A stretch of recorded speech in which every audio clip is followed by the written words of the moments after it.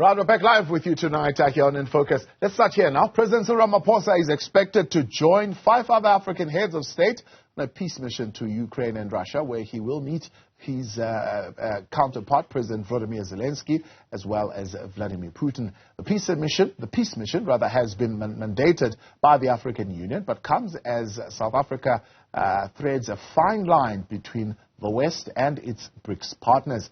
At stake is its existing trade agreements with the United States and Europe and its future role in Brics, where it is pushing for a multipolar world order.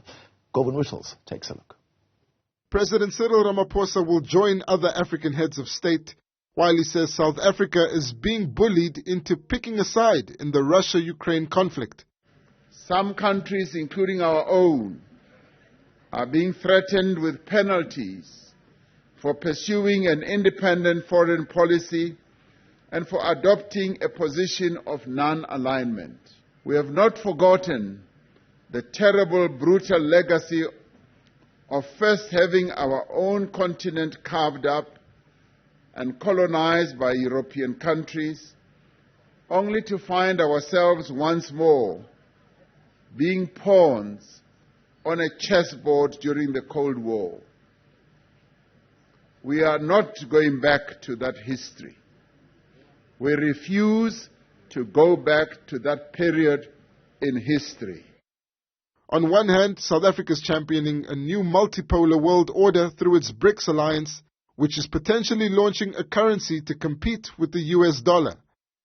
To demonstrate its commitment to Brics, Ramaphosa briefed the Chinese president about the peace mission. That call was in regard to the upcoming, or the imminent, rather, peace mission that is led by African heads of state.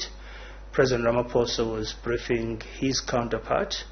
You will recall that China has produced a peace plan with respect to the resolution of the conflict in Ukraine. The President is in support of all initiatives that are aimed at a peaceful resolution of that conflict, including the China initiative. On the other hand, South Africa risks $32 billion a year in trade with its Western partners over its perceived tolerance of Russia. If it is imposed, it will depend a lot on what is sanctioned. A worst-case scenario is that it really affects our ability to make payments in US dollar, the type of sanctions that's imposed on Russia directly. It may not be that severe, but if it is, it will make it impossible to make dollar payments, and the majority of our trade and investment flows are dollar-based. It's our main trading partner, so it will have a fairly severe impact. Brokering peace between Russia and Ukraine is the primary reason for the trip, but Ramaphosa will undoubtedly address the ICC warrant of arrest for the Russian president when they meet in Russia. Should South Africa choose not to arrest Putin if he comes to the BRICS summit, the consequences could be dire. Well, I think for South Africa, the implications are significant, right? You've got a full-blown rule of law crisis in that South Africa is not upholding its crystal clear, unambiguous domestic legal obligations and its international law obligations. We've already seen sort of a South African market response to perceptions that, South Africa is aligning itself with Russia. I think there'd be potentially sort of deleterious knock-on effects for our currency, our economy. We regard as reckless and as very damaging to our already ailing and struggling economy. We find this talk of sanctions has been purely alarmist, and we find it to be quite undermining to South Africa's sovereignty, secondly to the stability of our economy.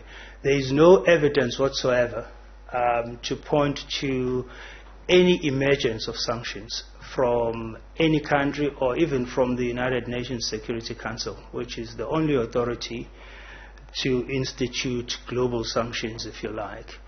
The delegation is expected to take off from Pretoria at an undisclosed date.